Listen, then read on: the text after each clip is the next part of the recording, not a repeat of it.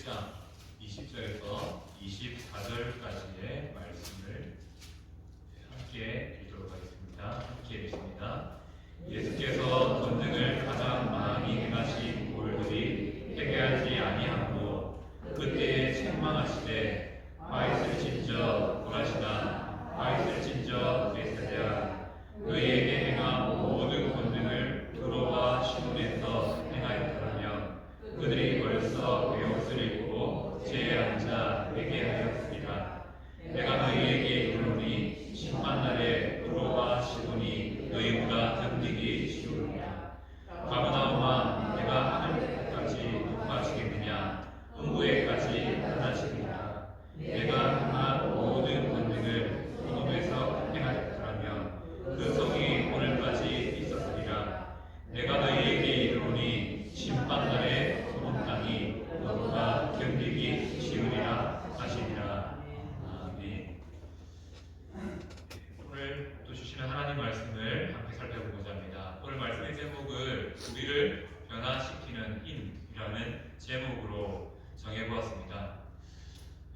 잘 알고 계시겠지만 우리를 변화시킬 수 있는 힘이 하나님이 주시는 힘인데 그 중에 으뜸되는 힘이 있다면 하나님께서 말씀을 우리에게 들려주심을 통하여서 우리를 회개함으로 달라진 삶, 변화된 삶으로 인도하시는 은혜라고 생각되어집니다. 오늘 그 회개의 말씀을 짧은 시간 한번 주신 말씀을 따라 함께 나누도록 하겠습니다. 자, 하얀 셔츠를 입은 사람에게 잉크가 한 방울 뚝 떨어졌습니다. 어떻게 해야 될까요? 당장 급한 대로 옷으로 가릴 수 있습니다. 그런데 그 옷 계속 입고 있으면 잉크는 땀에 의해서 또 습기에 의해서 조금씩 더 번질 수밖에 없죠. 자, 이 잉크 묻은 옷을 해결할 수 있는 방법은 무엇입니까? 빨리 벗어서 이 잉크를 없애든지 아니면 다른 하얀 셔츠로 갈아입든지 그렇게 해야 됩니다. 우리는 회개를 할 때 이러한 모습이 있지 않는가 생각해 봅니다. 우리가 말씀을 듣고 회개할 때 항상 죄를 깨닫죠. 근데 죄를 어떻게 합니까? 잠시 덮어뒀습니다. 하나님께서 원하시는 것은 그 옷을 벗고 새로운 옷을 입어 변화된 삶을 원하시는데 우리는 회개를 그냥 덮어놓는 것, 그 정도로서 생각할 때가 참 많다라고 생각해집니다. 회개는 무엇입니까? 회개는 잠시 우리에게 있는 문제를 덮어두는 것이 아니라 바로 나를 깨끗하게 함으로 그 문제 자체를 해결하는 것이 회개라고 말씀드릴 수 있습니다. 왜 오늘 이러한 말씀으로 이야기로 설교를 시작하냐면 오늘 이스라엘 백성들을 한번 주목해 봐야 됩니다. 본문에 등장하는 이스라엘 백성들은 어떤 사람들입니까? 예수님이 전하신 말씀을 들었고요. 또 예수님이 행하신 이적들을 눈으로 보았습니다. 예수님을 눈으로 목도한 증인들이라는 것이죠. 그런데 신기한 것은 많은 이스라엘 백성들이 예수님을 보고도 예수님의 말씀을 듣고도 회개하지 않았다는 것입니다. 이러한 백성들을 향하여서 예수님은 오늘 말씀을 통해서 회개를 촉구하고 계십니다. 특별히 심판의 말씀을 선포하심을 통하여서 이스라엘이 살 수 있는 방법이 있는데 그 방법은 죄를 돌이켜 예수님께로 하나님께로 돌아오는 방법밖에 없다는 말씀을 오늘 말씀을 통해서 알려주고 있죠. 자, 회개하지 않는 이스라엘, 회개하지 않는 인생의 남은 기다림은 심판밖에 없을 것입니다. 예수님은 회개하지 않는 이스라엘을 향하여서 이 심판을 예언하시지요. 이 심판의 예언은 무슨 의미겠습니까? 마지막 기회다. 이제라도 지금이라도 듣고 돌아서면 된다. 그리고 그 심판을 명할 수 있는 방법은 바로 회개하는 방법밖에 없다라는 사실을 알려주기 위해서 오늘 본문의 말씀을 통해서 말씀하시는 거죠. 조금 더 구체적으로 살펴볼까요? 자, 예수님께서 이스라엘을 책망하십니다. 이 책망은 영적인 이스라엘인 우리를 향한 책망이기도 하죠. 자, 성도님들, 예수님께서 주로 사역하신 사역의 중심지가 어디입니까? 우리가 알고 있는 갈릴리 지역입니다. 예수님은 이곳에서 많은 사람들을 가르치셨고 또 복음을 전파하셨고 또 많은 병자들을 고치셨습니다. 이렇게 많은 이적들이 일어난 장소가 갈릴리입니다. 어떻게 보면 복 받은 거죠. 왜요? 예수님의 햇빛이 구원의 빛이 이 땅 가운데 눈으로 보여지는 말씀으로 눈으로 보여지는 기적들로 보여졌기 때문입니다. 그래서 이스라엘 백성들은 예수님을 바라보면서 그 구원의 빛으로 나올 수 있는 큰 특권을 얻게 된 것입니다. 큰 은혜가 그 땅 가운데 임했죠. 그런데 문제는 무엇입니까? 은혜가 임했는데 은혜를 모릅니다. 예수님의 말씀이 들리지 않아요. 예수님의 기적을 보고도 그것이 하나님의 힘이라는 사실을 깨닫지 못합니다. 바로 문제는 그 큰 은혜가 이 땅 가운데 예수님의 사역을 통해서 드러났지만 많은 이스라엘 백성들이 완악해짐으로 말미암아 회개하지 않았다는 것입니다. 오히려 예수님이 나타났음에도 백성들의 불신앙은 지속되었다는 것이죠. 안타깝지 않습니까? 예수님을 눈으로 봤어요. 예수님의 음성을 귀로 들었습니다. 이 정도면 우리는 막 감개무량하죠. 방송할 사람이 없고 막 감동 그 자체일 텐데 이스라엘 백성들은 어떻습니까? 도무지 깨닫지 못합니다. 듣지 않습니다. 보려고 하지 않는다는 것입니다. 결국 이스라엘에게 기다리는 것은 무엇이겠습니까? 마지막 기회인 심판의 예언밖에 없다는 것이죠. 예수님은 구약에서 타락한 대표적인 지역들을 통해서 이스라엘을 비교함을 통하여서 너희가 회개하지 않으면 구약의 이 이방 도시들처럼 너희 도시도 결국 심판을 받게 될 것이다. 너희에게 참혹한 심판이 기다리게 될 것이다 라고 말씀합니다. 이것이 의미하는 게 무엇이겠습니까? 이스라엘 향한 강력한 경고라는 거죠. 회개하지 않는 사람들을 향한 경고라는 것입니다. 특별히 오늘 말씀을 보면 보라신, 베세다 그리고 가버나움이 등장합니다. 잘 안 보일 수 있겠는데요. 이스라엘 지도가 왼쪽 편에 있죠. 왼쪽 편에 갈릴리 호수를 중심으로 조금 더 확대해 보면 바로 오늘 본문에 등장한 보라신, 베세다, 가버나움이 등장합니다. 갈릴리 호수의 위쪽이죠. 위쪽에 있는 도시들의 이름이 바로 이 도시들의 이름입니다. 예수님께서 주로 사역했던 곳이 이곳이라는 것이죠. 자, 이곳의 특징은 무엇입니까? 이방 나라와 가깝습니다. 그리고 이스라엘 입장에서는 유대인들은 이곳이 이방인과 이스라엘 백성들의 피가 섞인 조금 불결한 자리다라고 여겨집니다. 그만큼 이스라엘 외곽으로 예수님께서 가셔서 그들에게 필요한 복음을 전파하셨다는 것이죠. 문제는 무엇입니까?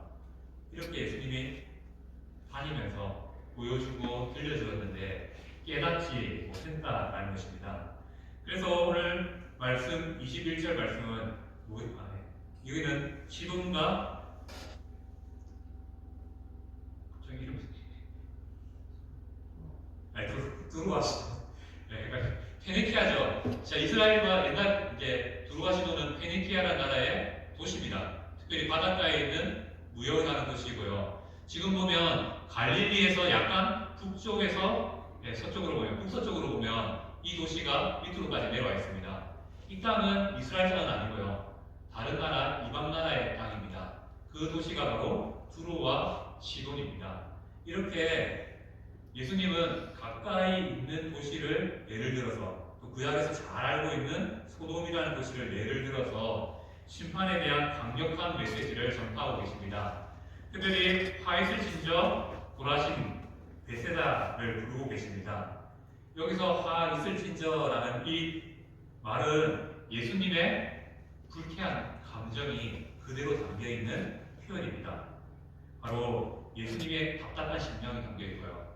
예수님이 가진 안타까운 심정이 이 말 속에 담겨있습니다. 왜 그렇습니까? 이스라엘이 하나님을 보고도 예수님을 보고도 듣고도 깨닫지 못하고 도무지 회개하지 않기에 예수님은 정말로 답답하고 안타까운 마음을 가졌다는 것이죠. 그리고 이어지는 말씀에 보면 베옷을 입고 죄에 앉았다라는 표현이 있습니다. 이는 구약에서 회개할 때 이스라엘 백성들이 하나님 앞에 죄를 깨닫고 회개할 때 했던 모습이죠. 바로 베옷을 입고 울면서 회개의 기도를 드렸습니다. 때로는 죄를 뒤집어 쓰고 기도하는 것들을 통해서 이 회개가 진심에서 우러나는 회개임을 그렇게 하나님 앞에 보여주었습니다. 바로 진심으로 회개했던 모습들을 대례를 통하여서 너희가 말씀을 듣지 않지. 하지만 이 말씀이 다른 도시로 가면, 이방 나라로 가면 오히려 그들이 이 말씀을 듣고 회개할 것이다 라고 말씀하고 있다는 것이죠. 고라신과 베세다, 앞서 그림처럼 갈릴리 인근의 도시 마을입니다. 이 마을들은 조금 멀지만 가까이 있는 두로와 시돈, 이방 나라와 비교됩니다. 바로 두로와 시돈은 어떤 나라입니까? 이방신을 섬기는 대표적인 이방 도시의 이름이 바로 두로와 시돈이라는 것이죠. 또 구약에서는 도시국가로서의 시돈과 두로가 나타나서 시돈왕 또 두로왕이 등장하기도 합니다. 그렇게 이방신을 섬기는 대표적인 도시와 고라신, 베세다, 바로 이스라엘의 또 두 갈릴리의 마을이 비교되어서 하나님의 예수님의 말씀에 책망을 듣고 있다는 것이죠. 자, 이거 어떻게 생각하면 이스라엘 입장에서는 수치죠. 왜냐하면 이스라엘 백성들이 가진 마음이 있지 않습니까? 항상 이방인들을 없이 여기는, 없인 여기는 그런 마음들이 유대인들에게 가득합니다. 그래서 계속 말씀드리는 것이지만 유대인들의 생각 중에는 이런 생각이 못된 생각이 있죠. 이방인들은 지옥의 땔감으로 만들어졌다 라고 생각할 정도로 이스라엘 백성들의 교만이 그게 차 있습니다. 그런 입장에서 이스라엘 백성들과 이방 나라를 비교한다는 것은 무엇입니까? 이스라엘의 수치를 의미합니다. 예수님 입장에서 이만큼 완악함이 이스라엘 백성들 가운데 가득하다라고 말하는 것이죠. 그리고 마태복음 15장 21절 말씀을 마태복음 15장 21절 말씀을 보면 이런 표현이 있습니다. 예수님께서 거기서 나가서 두로와 시돈 지방으로 들어가시니라라는 말씀이 있습니다. 예수님의 사역지가요. 지금은 본문에서는 갈릴리 중심으로 한 유대 지역의 사역이지만 이 말씀을 듣지 않기 때문에 예수님은 두로와 시돈까지 가셔서 그의 말씀과 기적을 실제적으로 보여주시는 일도 사역도 감당하셨다는 겁니다. 왜 그렇습니까? 바로 이스라엘이 죄를 깨닫고 회개하기를 바라면서 이방 도시와 이 도시를 마을을 비교함을 통해서 회개하지 않으면 이렇게 이스라엘이 수치를 당하게 될 것이다 라는 것을 말씀하신 것이죠. 거기서 멈추지 않고 가버나움을 또 부르십니다. 예수님의 경우는 가버나움으로 이어진다는 것이죠. 자, 가버나움은 어떤 도시입니까? 갈릴리의 많은 도시 중에 특별히 예수님이 더 많이 거했고 거주했고 사역했던 본거지라고 말씀드릴 수 있습니다. 다르게 말하면 갈릴리 다른 마을들보다 예수님이 더 많은 기적과 말씀을 행하신 곳이 가버나움이라는 겁니다. 그렇기 때문에 가버나움은 누구를 잘 알아야 됩니까? 다른 마을보다 예수님에 대해서 더 잘 알고 있어야 된다는 것입니다. 그런데 문제는 뭡니까? 알아야 될 예수님을 알지 못하는 것이 가버나움의 마을의 특징이었다는 것이요. 그래서 예수님께서는 이렇게 말합니다. 내가 하늘에까지 높아지겠느냐라고 말씀합니다. 무엇입니까? 가버나움에 회개하지 못한 예수님을 알아보지 못하는 교만이 하늘까지 이르렀다라는 것이죠. 이는 이사야 14장에 나온 표현을 빌린 겁니다. 어떤 나라에 이 표현을 사용했냐면 하나님께서 바벨론을 향하여서 이방 나라에서 그들의 제약과 교만을 꾸짖을 때 하늘에까지 높아지겠느냐라고 말씀하신 바가 있습니다. 바로 이 표현은 이방 도시와 가버나움을 비교함을 통해서 너희 죄가 이만큼 이 이방 나라와 비교될 만큼 크다라는 사실을 말씀하며 그 교만을 그 제약을 끊어야 된다는 것을 강조하는 표현입니다. 그런데 문제는 무엇입니까? 이스라엘 백성들은요 어떤 마음이 있습니까? 겸손하게 회개해야 되는데 오히려 이방 나라와 자기를 비교하면서 하늘에까지 높아질 것이다 라고 믿었습니다. 이스라엘만이, 유대인들만이 참된 하나님의 선택받은 자로서 높아질 것이다라고 생각했죠. 하지만 예수님은 회개하지 않는 이스라엘 향해서 음부에까지, 지옥까지 낮아질 것이다라고 말씀하십니다.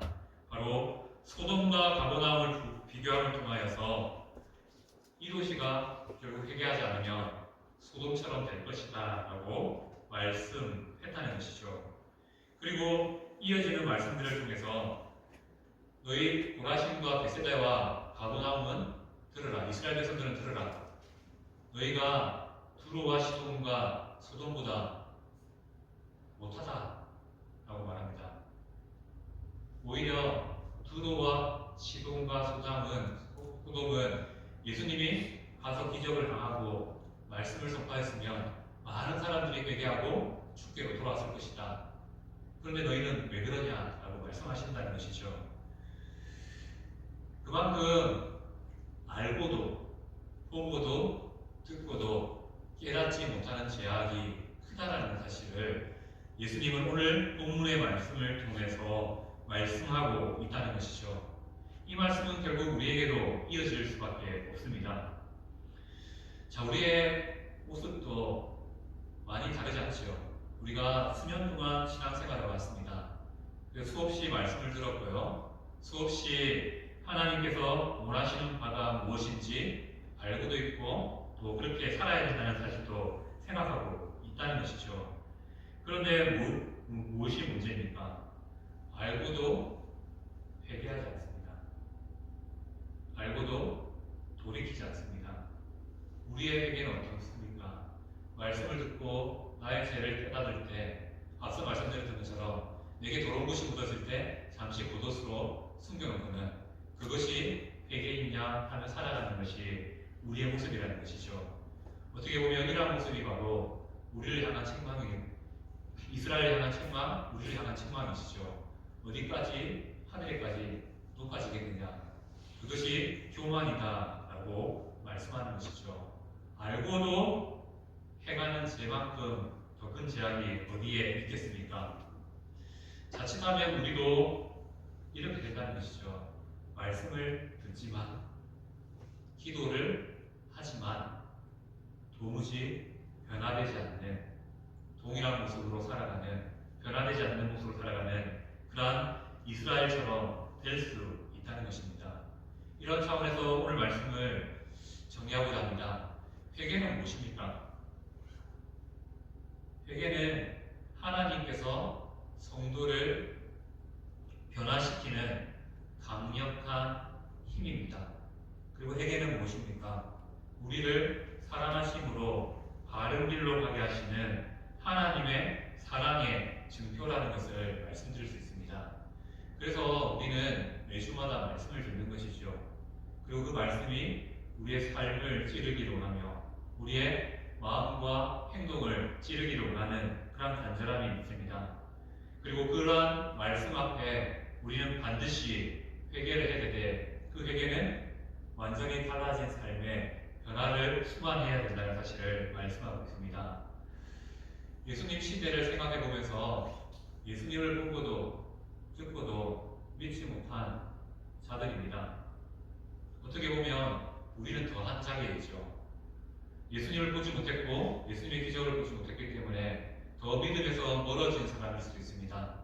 하지만 또 다르게 생각해 보면 우리는 삶의 자리에서 매주마다 오전, 오후의 시간을 통하여서 말씀을 듣고 있습니다.